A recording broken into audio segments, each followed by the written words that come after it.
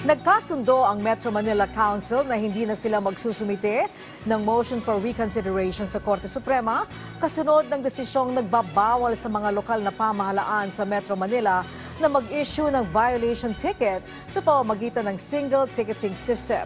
Si Ryan Lesiges sa Sentro ng Balita, live.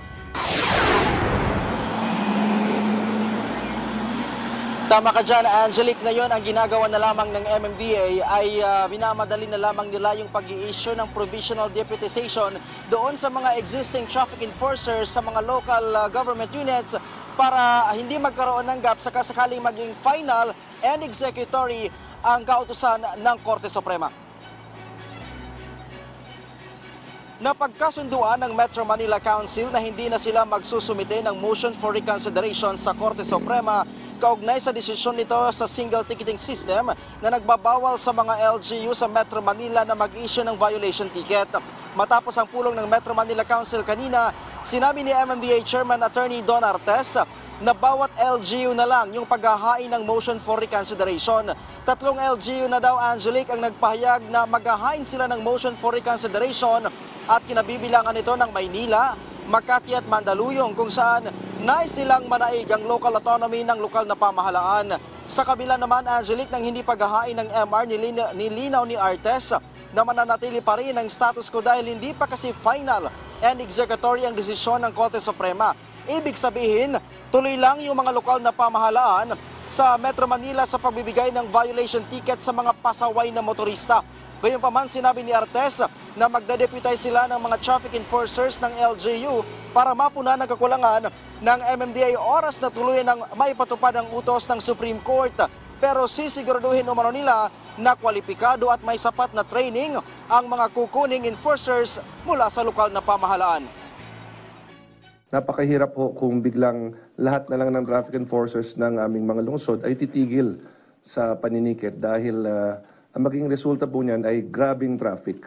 Because if our enforcers will not issue any tickets to violators, then yung mga nagmamaneho ng mga sasakyan sa mga kalye, wala nang susunod sa kanila. Napag-usapan na rin namin yung pag-deputize ng mga enforcers kasi po there are reports na despite our pronouncement na sa tingin namin ay hindi pa executory yung decision, marami na raw pong nagba-violate na nakikipag-argue sa enforcers ng mga local governments na sinasabi na, sabi ng Supreme Court, hindi na kayo pwede manghuli eh.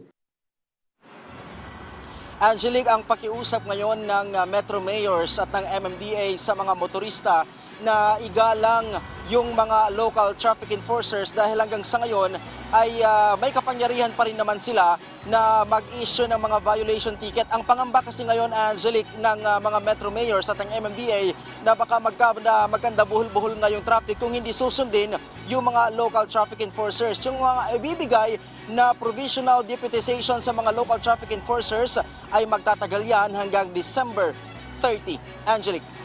Okay, so hanggang kailan maaring mag-file ng motion for reconsideration ang bawat LGU?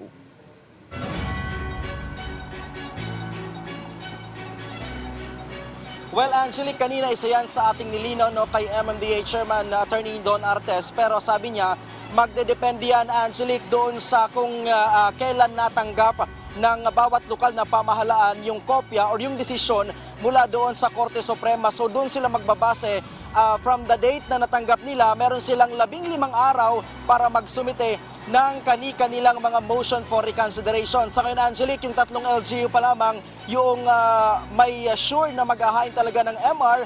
Yung San Juan LGU mamayang hapon ay kukonsultahin pa lang yung kanilang legal department kung ano yung kanilang susunod na magiging hakbang. Angelique. Okay, maraming salamat sa iyo, Ryan Lesiges.